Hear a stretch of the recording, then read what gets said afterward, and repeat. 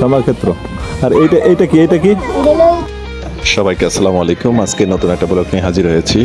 তো আজকে যাচ্ছি স্মৃতিসৌধ।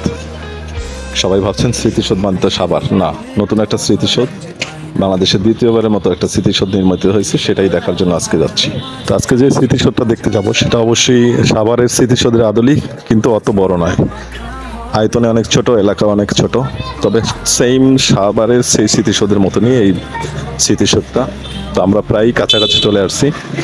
খোলামেলা রাস্তা, এবং এটা নারায়ণগঞ্জ বন্দর থানায়, ঠিক রেল লাইনের পাশে, আগে যে পুরাতন রেল লাইন ছিল সেই রেল লাইনের পাশে এখন স্মৃতিসৌধটা তৈরি হয়েছে এখানে।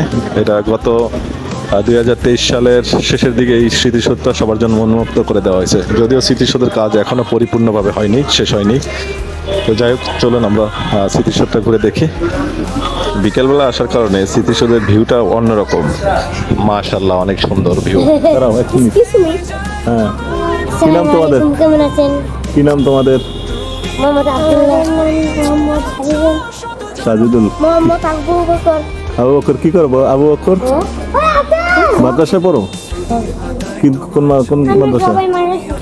সবাই মাদ্রাসায়? ও আচ্ছা আচ্ছা। তারপর এই নাকি খেলাধুলা করতে আসছো? এটার নাম কি? স্মৃতিসৌধ। অনেক ছোট ছোট বাচ্চারা এখানে খেলতেছে বিকেলবেলা, যেহেতু এটা ওই রকম ভাবে মানুষের পর্যটন খুব কম, অনেকে জানে না, যার কারণে একটু উন্মুক্ত করা আছে পাবলিকের জন্য। কোনো ধরনের টিকিট বা কিছুই লাগবে না। রাস্তার পাশে এই স্মৃতিসৌধটা। মসজিদ, মাদ্রাসা আছে? কি মাদ্রাসা? এই মাদ্রাসা পড়ো তোমরা? এই মাদ্রাসা পড়ো? তাই? তোমার নাম কি? হাসান। স্মৃতিসৌধে কি করো? খেলতে আসো? কি নাম তোমার? আলী। তোমার? তাওসিফ। সবাই মাদ্রাসায় পড়ো? বিকেলবেলা লাইনে খেলতে আসো? হ্যাঁ, সাইকেল নিয়ে এসো? Very good, very good. এই পড়ে যাও যদি, অত দূর ওটা পড়ে যাও যদি, পড়ে যদি যাও, একদম উপরে উঠে যাও। আমি উঠতে পারি। ওরে বাবা, পড়ে যাবা, পড়ে যাবা। হুজুরদের তো ভালোই আছে। সবাই মাদ্রাসায় পড়ো যারা আছো?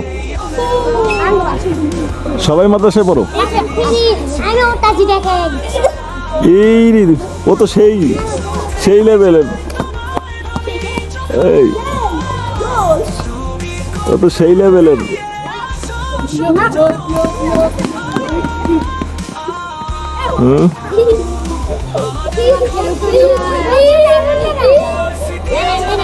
যাও, অনেক সুন্দর একটা জায়গা আসলে। এটা বিকেলবেলা সময় কাটানো যায়, তবে ঢাকা থেকে আসলে অবশ্যই দুপুরের পর আসবেন, যাতে সন্ধ্যার গড়িয়ে সময়টা এখানে কিছুক্ষণ সময় পার করা যায়। ঢাকা থেকে আসবেন, গুলিস্তান থেকে সরাসরি বন্দরে যে গাড়িগুলো আসে, বিআরটিসি গাড়ি, সেই বিআরটিসি গাড়িতে উঠবেন, যেগুলো সাধারণত মুক্তারপুর বাস স্ট্যান্ড পর্যন্ত যায়, সেই গাড়ি বিআরটিসি, সরকারি বিআরটিসি গাড়িতে উঠবেন। জনপ্রতি ভাড়া 50 থেকে 60 টাকা হয়তো বা নিবে, ঠিক আমার জানা নেই। এই বছর কমপ্লিট করছে। কি নাম দিয়েছে কি? স্মৃতিসৌধ তো একটা আছে ওই যে সাভারে, এটা কি স্মৃতিসৌধ? এটার নাম স্মৃতিসৌধ, বঙ্গবন্ধু স্মৃতিসৌধ। এখন বঙ্গবন্ধু কইলে কি ইয়ে হয়ে যাবে না? পুরা কাবজাব লেগে যাবে না? হ্যাঁ, বঙ্গবন্ধু কাবজাব লেগে যাবে না? কি কও?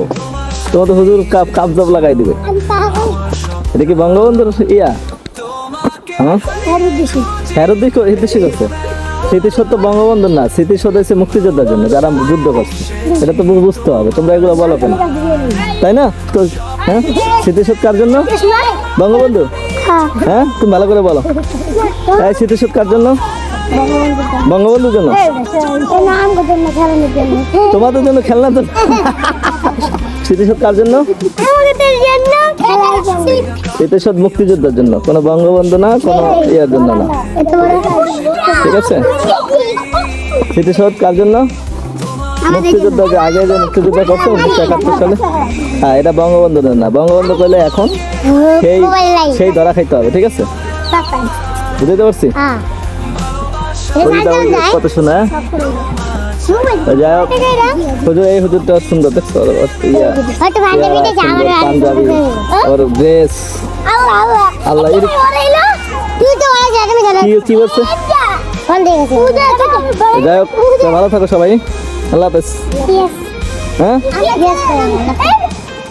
আচ্ছা, তোমাদেরকে দিয়ে দিব না, সমস্যা নেই। তো যাই হোক, আল্লাহ হাফেজ, সবাই টাটা দাও।